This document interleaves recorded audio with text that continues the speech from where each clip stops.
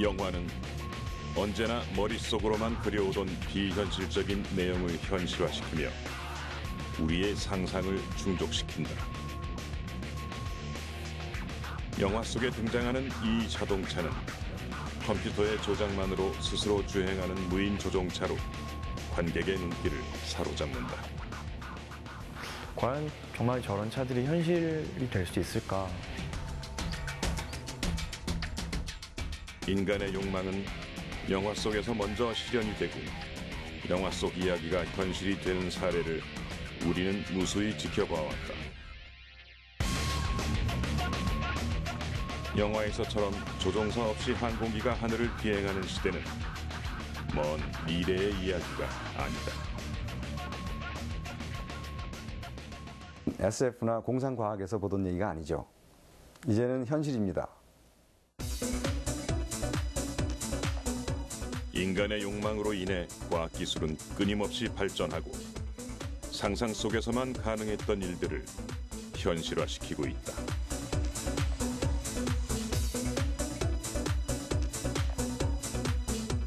그중 하나가 바로 무인화 시스템이다.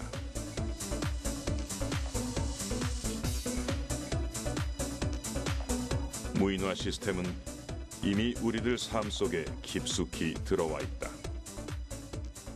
무인화 시대는 이미 왔습니다. 무인화 시대는 이제 선택이 아닌 필연이다.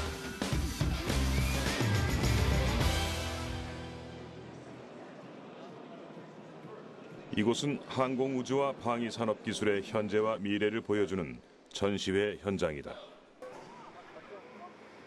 우리나라와 전 세계 지상 항공 무기 체계를 비롯해 우주 분야 발사체까지 첨단 기술이 한자리에 모인 가운데 눈에 띄는 분야는 바로 각종 군사용 무인기다.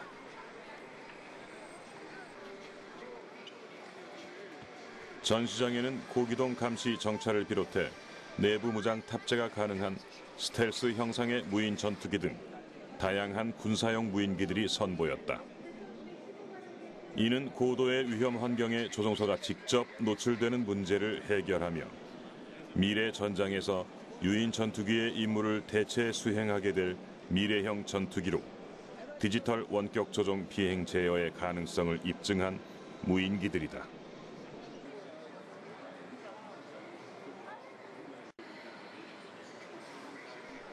방위산업 기술을 바탕으로 한 무인 체계는 이제 신사업으로 자리를 잡고 있다. 이처럼 전장에서 무인 장비가 각광을 받으면서 무인 시스템에 대한 관심은 현재 전 세계적으로 뜨겁다. 전시장에서 가장 눈길을 끈 군사용 무인기는 미국 노스롭 그루먼이 제작한 고고도 무인 정찰기 글로벌 호크다. 이 정찰기는 20km 이상의 고고도에서 첨단 레이더인 합성 개구 레이더와 장거리 전자광학 적외선 탐지 장비를 장착해 30cm 정도 크기의 물체까지 파악할 수 있다. 제공 시간은 최대 28시간이며 하루 한 대가 10만 제곱킬로미터까지 정찰을 할 수 있어 먼 거리의 민감한 군사 지역까지 정찰이 가능하다. 우리 군은 2017년까지 글로벌 호크 총 4대를 도입하기로 확정했다. For Korea, in the configuration the U.S. Air Force and the Korean government have negotiated is an imagery aircraft with an electro-optical, an infrared, and a synthetic aperture radar. Very strong radar to look deep into enemy territory. 무인 항공기의 중요한 역할 중 하나가 바로 정찰의 임무다.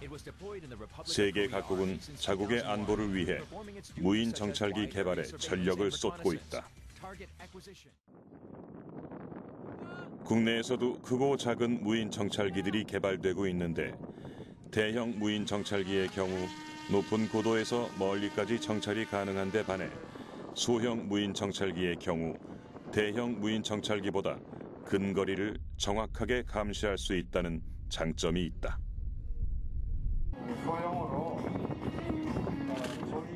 무인 정찰기는 전자장치에 의해 원격 조정되며 목표 상공에서 항공기 내에 장치된 자동 카메라로 목표를 촬영하거나 TV 카메라로 영상을 기지에 송신한다. 딥스토어에 들어가서 예, 비행체는 지상 통제 장비를 통해서 운용자가 지상에서 명령을 주게 되고 그 명령은 위치, 그 다음에 그 정찰 임무 이런 걸 주어지게 됩니다. 그럼 비행체는 그 내장되어 있는 탑재 컴퓨터가 모든 걸 자동으로 제어를 하고 그 카메라로 촬영을 해서 지상으로 실시간으로 전송해서 정찰 임무를 수행할 수 있는 그런 장비입니다. 우리가 무인항공기를 운용하기 전에 사전에 지상에서 운용자가 정찰하고자 하는 또는 관측하고자 하는 일정한 지역을 사전에 경로를 계획을 해서 관측하는 그 목표물을 찍어 놓으면 그 찍어 놓은 미리 입력된 그런 경로를 따라 항공기가 스스로 탑재된 컴퓨터와 소프트웨어에서 스스로 이제 경로를 찾아서 임무를 수행하는 그런 원리가 되겠습니다.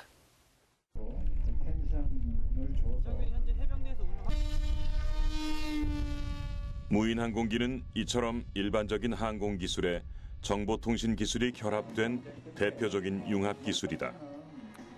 최근 개발되고 있는 무인기를 보면 정보통신 기술이 차지하는 비중이 점점 더 커지고 있다.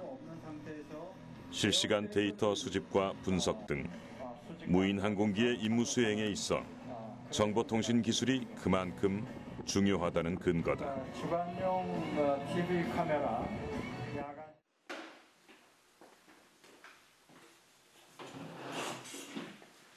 대전에 위치한 국내 중소기업에서는 4세대 LTE 통신망을 활용한 지능형 로봇 멀티콥터를 개발, 원격 조종에 성공했다. 무인 항공 기술과 LTE 통신망의 융합 기술을 성공시킨 것은 우리나라가 세계 최초다. 멀티콥터는 무인 항공 로봇으로 양방향 통신 기술을 통해 비행 로봇에 탑재된 카메라로 찍은 영상을 실시간으로 전송할 수 있다. 또한 데이터 송신기와 안테나가 필요 없어 인터넷이 되는 모든 곳에서 무인기 조종이 가능하도록 개발됐다. 이 제품의 또 다른 특징은 바로 카메라다.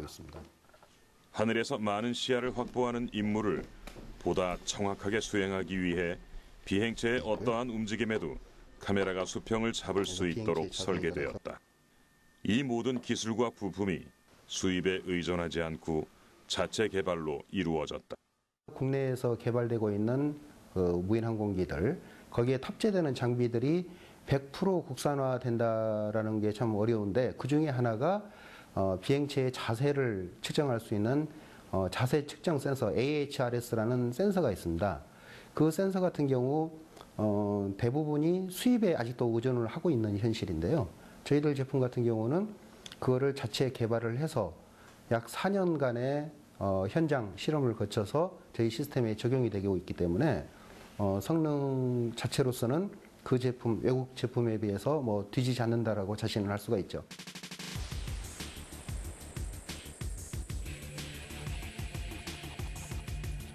이 무인 항공 로봇은 본래 송전탑 감시용으로 개발되었다.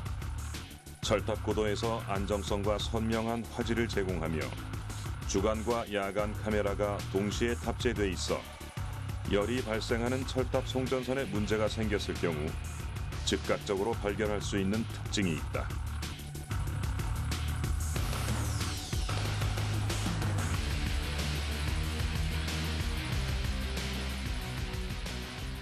감전이라든지 아니면 추락, 여러 가지 위험 요인이 존재하기 때문에 이것을 무인 로봇을 통해서 감시 또는 점검을 한다면은 사람들 안전에 굉장한 도움이 될 겁니다.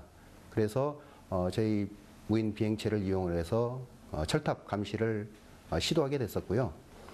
철탑 특성상 고압 또는 전기장, 자기장 이런 것들의 그 환경적인 요인들이, 위험 요인들이 많은데, 그러한 위험 요인들을 다 해소할 수 있는 그러한 그 장치들이 저희 장비들에는 장착이 되어 있습니다. 이처럼 무인 항공기의 활용 가치는 무궁무진하다.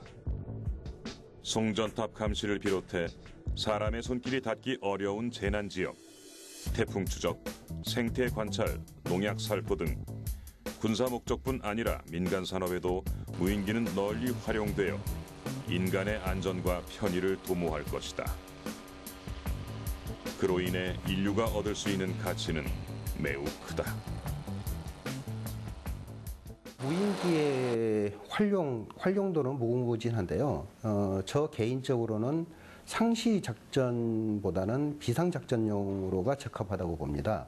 비행체라는 특성 때문에 뭐 상시 비행을 하고 있을 수는 없기 때문에 어떤 그 재해 재난이 발생했을 경우, 예를 들어서 일본의 후쿠시마 원전에 사고가 났을 때 그때 바로 투입할 수 있는 비행체가 있느냐 없느냐가 초기 대처에 굉장한 그 영향을 미칠 거라고 생각을 합니다. 우리나라도 마찬가지로 원전도 많이 있고 여러 가지 산이나 또는 재해 재난이 일어날 수 있는 장소들이 많기 때문에 언제든 즉시 사람이 갈 수 없는 곳에 무인기가 가서 어떤 임무 수행을 할 수 있는 그런 체제도 갖춰져야 되지 않을까 생각을 합니다. 대한항공과 항우연에서 공동으로 개발한 이 무인 항공기는 헬기에서 비행기로 바뀌는 틸트 로터형 무인기로 한 발 앞선 무인기의 진화를 보여주고 있다.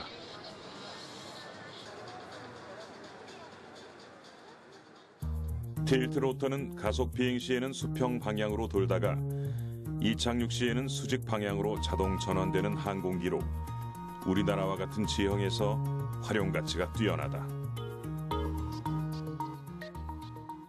우리나라는 대부분 이렇게 산악지형으로 둘러싸여 있습니다. 잘 아시겠지만 그래서 활주로 건설이 굉장히 어렵고요. 그리고 이렇게 도심 환경이 많습니다. 그 스마트 무인기 같은 경우에는 수직 이착륙이 가능하기 때문에 산악지형이라든지 그 활주로가 별도 활주로가 필요 없는 야지 같은 데서도 이착륙이 가능하고 그 도심 환경에서 특히 그 건물 같은 데서도 이착륙이 가능하기 때문에 그 활용도가 굉장히 높다고 볼 수 있습니다. 활주로 없이 뜨고 내리는 항공기는 강대국들의 오랜 수건이었다. 아무리 최첨단 비행 성능과 전투력을 지닌 전투기라도 활주로가 파괴되면 무용지물이기 때문이다. 그래서 별도의 활주로가 필요 없는 틸트 로터형 무인기의 개발은 세계 무인기 시장에서 많은 점을 시사한다.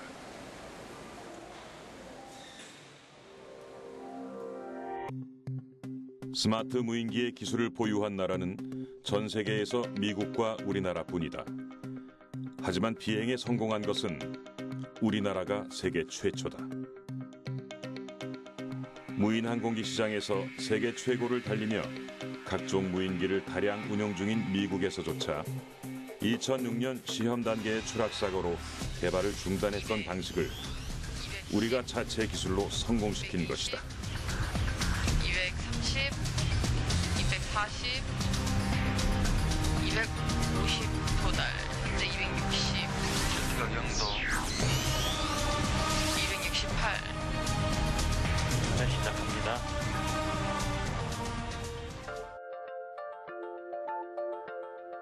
이로써 우리는 무인 항공 분야에서 우리의 기술이 세계적인 수준에 도달했음을 입증하게 되었다. 표적을 한번 왔다가 돌아가는 것도 괜찮은 것 같아요. 밑에 표적을 한번 만나.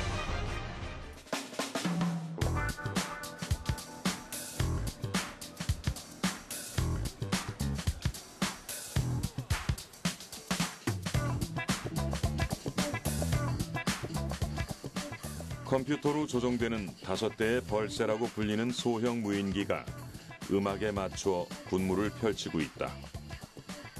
이 기술은 좁은 공간 내에서 여러 대의 비행체가 동시에 기동하면서 서로 충돌 없이 정밀 비행을 수행할 수 있는 항법 기술이 적용된 것이다.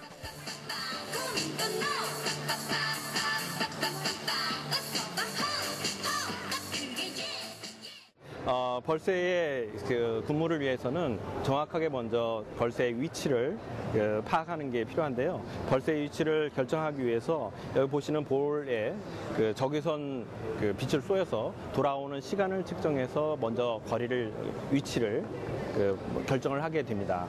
그래서 이러한 위치를 컴퓨터에서 받아서 외부 컴퓨터에서 어느 위치로 가라라고 지령을 내려주면 그 위치로 이 비행체가 자동 조정해가지고 가게 되는 원리를 사용하고, 그다음에 이제 만약에 계획이 잘못돼가지고 서로 충돌하는 경로에 있다라고 한다면 저희들이 충돌 회피 기술을 여기다 적용을 해서 충돌하지 않고 피해서 가는 그런 기술이 사용되고 있습니다.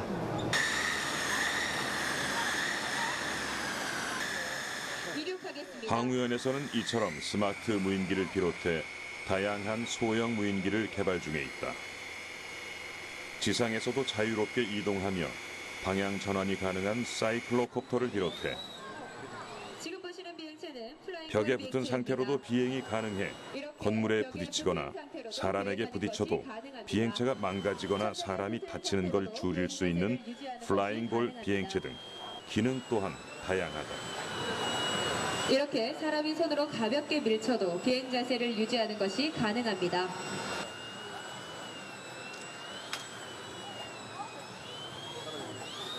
지금 비행 시연을 보이고 있는 이 소형 무인기는 플라잉카다. 이 무인기는 지상에서는 자동차처럼 공중에서는 비행기처럼 움직일 수 있도록 설계되었다.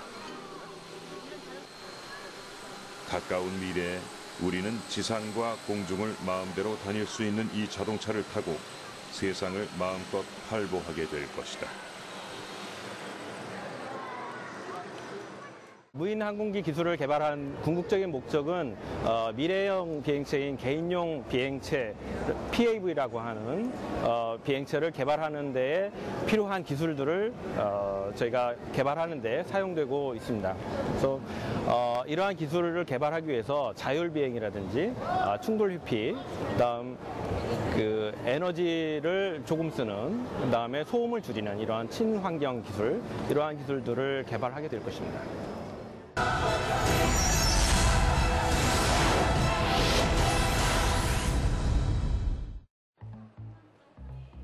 사람이 하던 일을 기계가 대체하기 시작한 것은 언제부터일까?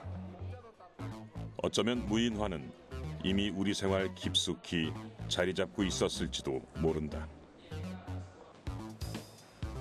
이곳은 2011년 10월 개통해 올해로 개통 2주년을 맞이한 신분당선이다. 개통 이후 운행거리는 지구 100바퀴에 해당하는 400만 킬로미터. 약 70만 시간의 운행 시간 동안 이곳에서는 단 한 건의 사고도 발생하지 않았다. 이곳의 가장 큰 특징은 차량의 앞과 뒤에 기관실이 없다는 점이다. 신분당선은 국내 최초로 무인 운전 시스템을 적용했다. 무인 운전 시스템은 차량 출발, 정지, 차량 출입문 작동 등 기관사 없이 자동으로 조종 제어하는 기술로 열차 제어 시스템이 관련 핵심 기술이다. 모든 운행 시스템은 종합관제센터에서 원격으로 제어한다. 예, 종합관제센터에는 이제 총 크게 한 5가지 관제로 나눠져 있는데요. 이제 열차 관제, 전력 관제, 신호 관제, 시설 관제 등이 있는데요. 이제 각의 관제는 그 열차 및 역사 내에 달려 있는 컴퓨터 시스템하고 연결이 돼서 양방향으로 어떤 그 신호라든가 통신에 의해서 그 시설물과 열차의 운행 상태를 조절하고 있습니다. 이제 열차 제어 시스템은 각 그 운행하는 운영 기관마다 틀린데 저희는 이제 무인 운행 열차로 이제 운행을 하고 있기 때문에 저희 열차는 이제 무인 운행으로 이제 제어를 한다고 보면 되겠습니다. 즉 열차와 수시로 신호를 주고받는 종합관제센터에서는 양방향 무선통신 열차 제어인 CBTC 방식을 기반으로 열차의 운영 상태를 실시간으로 감시하고 조종하는 역할을 하게 된다. 이는 강력한 예비 기능을 확보하고 자동 진로 변경 등을 통하여 고장 발생으로 운행 지연을 최소화시킬 수 있는 최첨단 시스템으로 사고 방지와 더불어 경제적으로 큰 효과를 가져와 프랑스, 스페인, 싱가포르, 영국 등 세계 100여 개 노선에서 적용되고 있다. 그 인적 오류에 의한 사고를 줄이는 것뿐만 아니라 이제 그 경제적으로 효율성도 있는 거고요. 그리고 이제 그 수송 수요에 따른 어떤 탄력적인 열차 운행이 가능합니다. 유지 보수 면에 의해서는 이제 그 기관사들이 어떤 그 습관, 운전사들의 습관이 틀려서 브레이크를 밟는다든가 엑셀을 밟는다든가 이런 것들이 틀리기 때문에 열차 레일의 마모라든가 어떤 그 PSD의 어떤 열고 닫힘에 어떤 이런 거에 부딪힘에 의해서 생기는 마모가 개인차에 의해서 더 많이 생기는데 컴퓨터에 의해서는 항상 동일하기 때문에 그거에 대한 어떤 그 마모라든가 손실이 없어서 그런 유지 보수적인 면에서도 많은 이득이 있습니다. 역사 내부와 전동차 내부에는 혹시 모를 사태에 대비해 수많은 안전장치들을 마련해 두었다. 역사 내에서 어려움이 발생했을 시 화상 인터폰 벨을 누르면 이처럼 영무원이 바로 대응할 수 있도록 했다. 차 내에는 기관사 면허를 보유한 안전요원이 항상 탑승을 하고 있으며 전동차 앞뒤에는 비상탈출문을 설치해 비상 상황 발생 시 승객의 신속하고 안전한 대피를 가능하게 했다. 네, 지금 우리 열차는 지금 DL 모드 무인 운전 모드로 지금 운행을 실시하고 있고요. 만약에 열차에 비상 상황 발생 시에 열차에서 근무하고 있는 CSO 안전요원이 제어대를 개방해서 수동으로 운전을 해서 안전하게 고객님을 모실 수 있도록 준비하고 있습니다. 출입문 개폐 장치에는 전자동 비상 제어 장치를 설치해 사고 발생 확률을 낮추었다. 차량 곳곳에는 국내 최초로 CCTV를 설치해 승객의 안전을 실시간으로 확인할 수 있다. 이처럼 무인 열차는 사람과의 협업을 통해 기관사와 승객 모두의 안전을 지켜주고 있었다.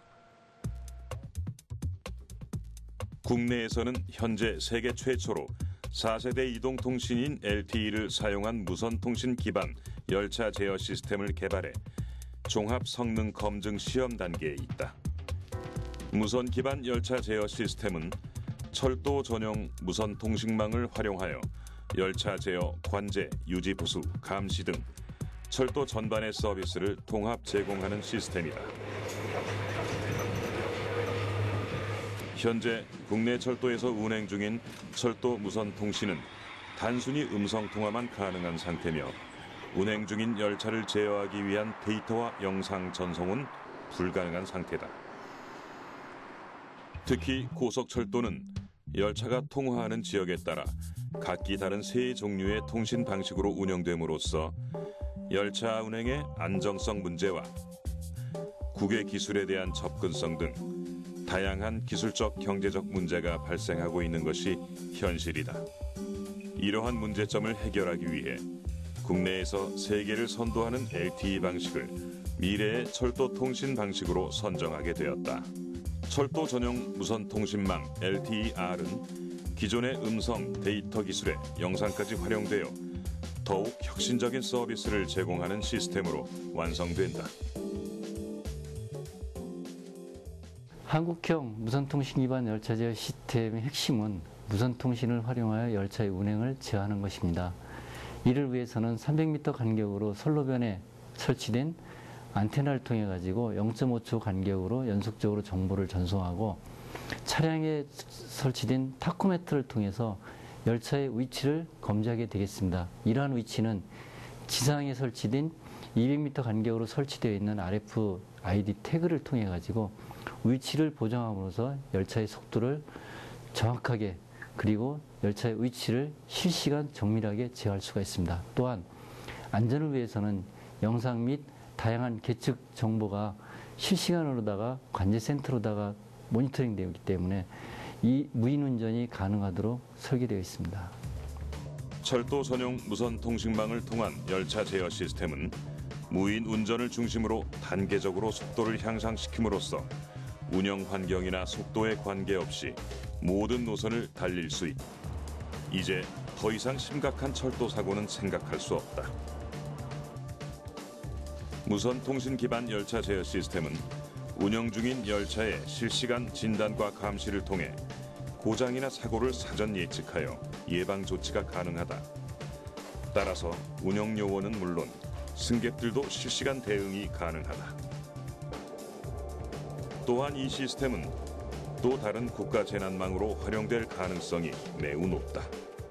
현재 철도에서 사용하는 그 TRS가 있습니다. 그 부분도 대부분 재난망에서 사용하는 음성 통신 기능을 갖다가 가지고 쓰고 있는데요. LTR 저희가 하는 그 LTE 방식은 이러한 철도의 TRS 기능을 기본적으로 충분히 만족하고 여기에다가 안전우회한 열차 제어 기술도 포함시키고 또 미래의 핵심 기술인 영상까지도 함께 접목한 기술로 추진되고 있습니다.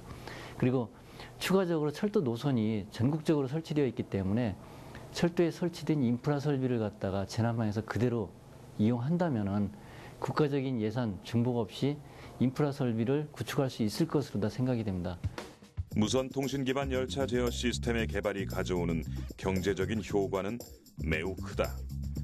이는 사고 예방, 철도 수송량 증대, 해외 수주, 외산 장비 수입 대체 등 철도 분야 전반에 대한 새로운 기술 개혁을 유도하게 될 것이다.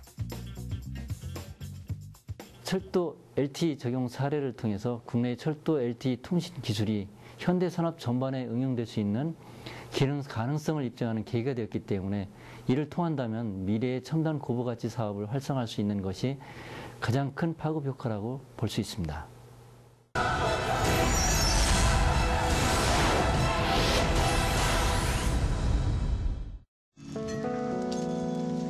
지금 자동차에 올라타는 사람은 앞을 전혀 볼 수 없는 시각장애인이다. 하지만 그는 조수석이나 뒷좌석이 아닌 운전석에 앉았다. 그가 운전을 할 수 있었던 비밀은 바로 자동차가 스스로 운전을 할 수 있는 자율주행 자동차이기 때문이다. 이 영상은 구글이 토요타 프리우스를 개조해 만든 구글카의 테스트 운행 모습이다. 미국 캘리포니아주와 네바다주 일반 도로에서 진행된 수십만 마일의 주행에서 구글카는 안전거리 확보 유지 등에서 사람보다 뛰어난 성능을 보였으며 가속 페달이나 브레이크 제어 능력 면에서도 정교하다는 분석 결과가 나왔다. 구글은 향후 5년 안에 구글카를 상용화할 것이라는 의사를 밝혔다. 먼 미래로만 여겨졌던 꿈의 자동차가 바로 눈앞에서 실현되고 있는 것이다.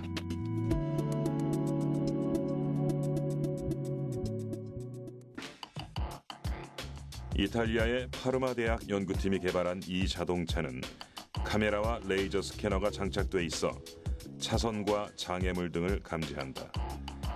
내부에는 데이터를 수신하는 컴퓨터가 있으며 이 컴퓨터가 차량을 조작하는 것이다. 연구팀은 이 자동차의 성능을 확인하기 위해 지난 7월 28일 이탈리아 파르마에서 중국 상하이까지 무려 1만 5천 킬로미터의 대장정을 시작했다. 이처럼 전 세계는 지금 자율주행 자동차 실험에 열을 올리고 있다. 국내에는 잘 알려지지 않았지만 한국의 자율주행 자동차 기술력 또한 이미 세계 수준이다.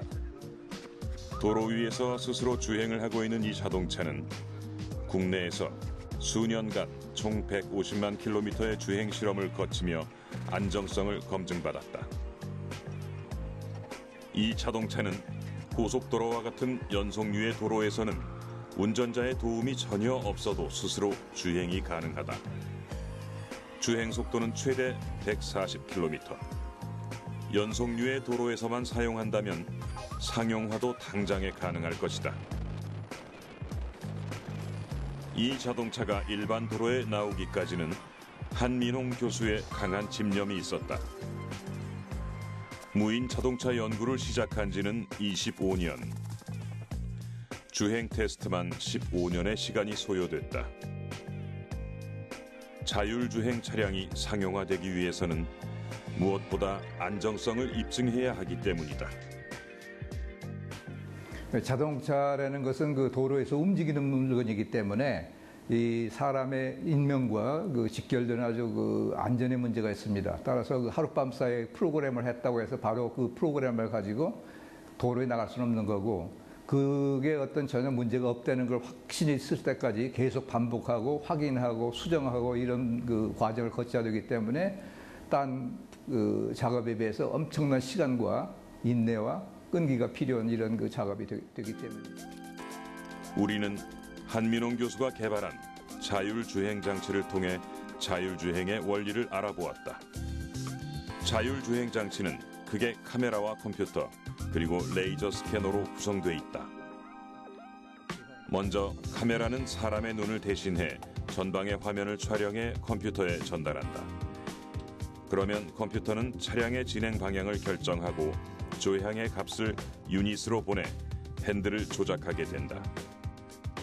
만약 전방에 장애물이 나타나게 되면 거리의 긴급도를 계산해 감속 페달과 가속 페달을 조절하는 정보를 유닛을 통해 내보내게 된다. 레이저 스캐너는 안전 보장 장치로 전방 15m 내에 갑작스럽게 나타나는 장애물을 감지하고 그 정보를 유닛에 전달해 감속 페달을 밟게 한다. 이를 통해 자동차는 스스로 안전하게 주행을 할 수 있게 된다.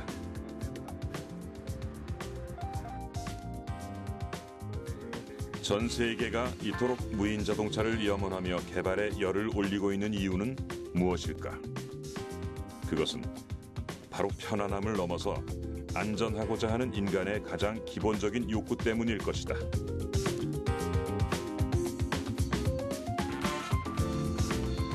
지금 전 세계 자동차 회사들에서 주요 관심사, 주요 핵심적인 기술적인 이슈가 뭐냐면 그렇게 교통사고로 인해서 자동차로 인해서 발생되는 사고를 줄여서 어떤 인명 손실, 사회적 손실을 좀 어떻게 없앨 거냐 이런 것들이 굉장히 이제 중요한 과제입니다. 그런 부분에 대한 것들을 어떻게 이제 줄이고 안전한 이제 자동차를 만들 거냐 이런 것들이 전 세계 자동차 회사들이 열심히 연구하고 하는 이런 것들인데.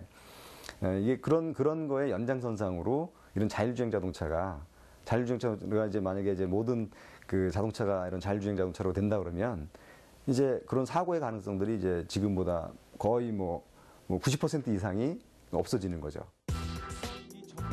자율주행 자동차가 사람이 직접 운전하는 것보다 얼마나 더 안전할 수 있을까? 해마다 대학생들을 대상으로 개최되는 무인 자율 자동차 경진 대회를 통해 우리는 그 안전성을 가늠해 볼 수 있었다. 대회는 말 그대로 무인 자동차가 주어진 미션을 수행하는 대회다. 떨어진 낙하물을 인식하여 주행하는 미션, 교차로 진입 차량을 인식하여 주행하는 교차로 미션 등 주변 환경을 인식하는 10가지의 미션은 실제 운전 중에 발생할 수 있는 상황으로 코스 또한 실제 도로와 거의 유사한 환경으로 구성되었다. 이날 경기에 참가한 서울대학교 팀은 대회 첫 출전에도 불구하고 총 10개의 미션 중 8개의 미션을 성공하며 본선 1위, 종합 2위의 기록을 달성하였다. 그 결과에는 교내 지능형 자동차 IT 연구센터에서 단연간 무인 자동차를 연구해오며 쌓아온 탄탄한 기초 실력이 뒷받침이 돼주었다. 아예 이 상황이 역광이다라고를 판단을 해서 기본적인 색깔 탐지 외에도 추가적으로 모양 탐지라든지 아니면 그 표지판 안에 있는 형상을 탐지하는 것도 꽤 괜찮은 방법일 것 같습니다. 비전 PC랑 제어 PC랑 데이터를 주고 받으려면은 PC 간 통신을 해야 되는데 이거를 어떤 거를 쓰는 게 가장 좋지? 캔이나 이더넷이나 그런 몇 가지 있을 것 같은데. 저희가 그 데이터 스트럭처를 짜서 그 다음에 그걸 구현을 해서 TCP나 UDP 통신으로 이렇게 통신을 하는 게 나을 것 같습니다. 이런 봄 같은 거는 잡히도 안 잡히도 할 것 같긴 한데. 머릿속으로 상상만 하던 일은 늘 영화 속에서 구현되곤 했다. 그리고 영화 속에서만 가능할 거라 여겼던 일들은 누군가에 의해 현실로 실현된다. 시간이 지나고 과학이 발달하면 당연히 그렇게 된다는 듯이. 불 꺼졌네 하고서 언젠가 영화 속에서 보았던 무인 자동차도 그랬다. 이게 정말 현실이 될 거라고 그 누가 상상했단 말인가.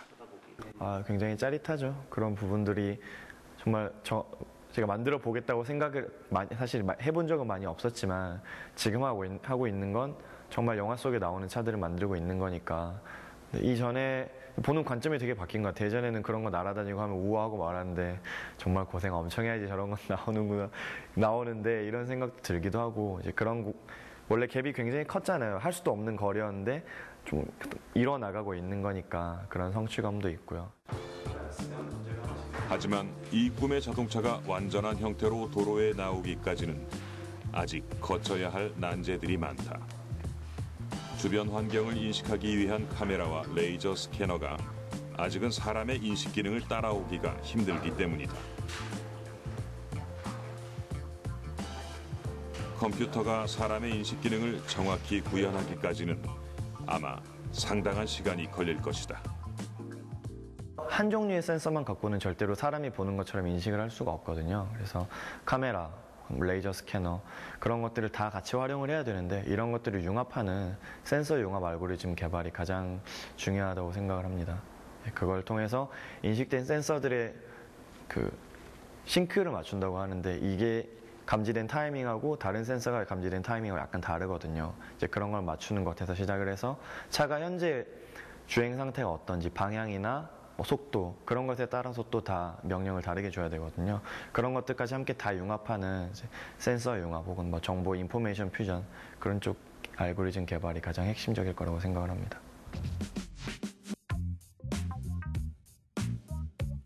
현재 도로에서 발생하는 교통사고의 원인은 운전자의 실수가 70~80%를 차지한다.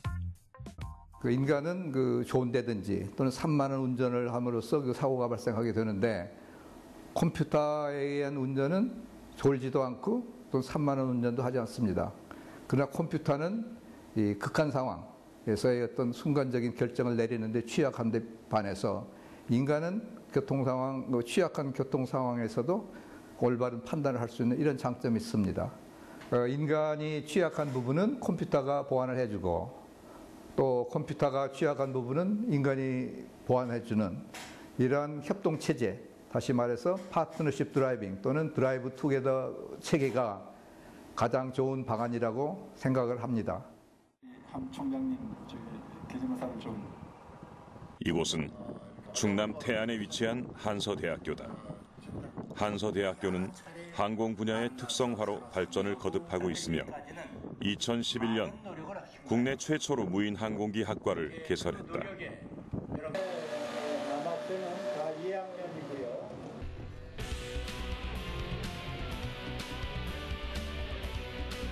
이날 한서대학교에서는 그동안 쌓아왔던 학생들의 조종 실력을 확인하고 앞으로 교내에서 배우게 될 무인 항공기 시스템의 성능을 확인하고자 무인 항공기 비행 시연회가 열렸다.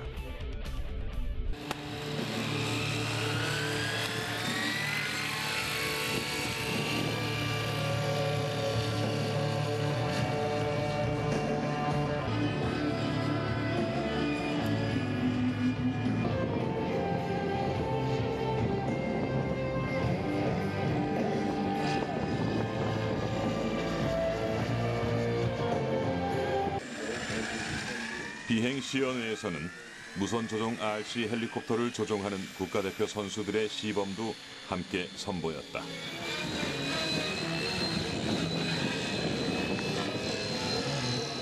이제 이 학생들이 두 선수의 뒤를 이어 국내 무인 항공 산업을 이끌어가게 될 것이다. 전문적인 학과 수업을 통해 학생들은 무인기 조종과 정비는 물론 무인기 설계와 제작에 필요한 모든 학문적 능력을 갖출 수 있게 된다.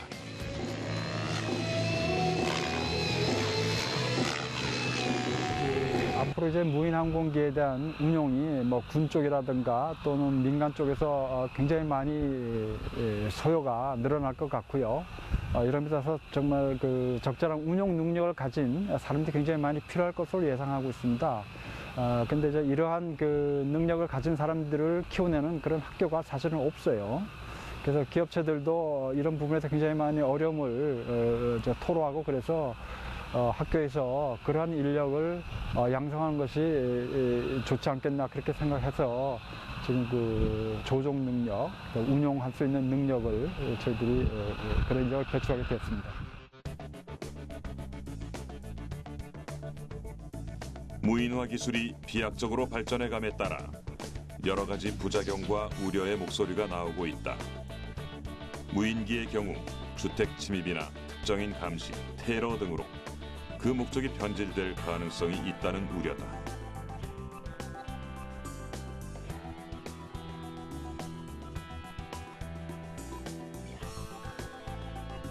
또한 열차나 자동차의 경우 사람의 자리를 기계가 완전히 대체함으로써 나타날 수 있는 부작용과 안전과 직결된 수많은 우려들이 도사리고 있다.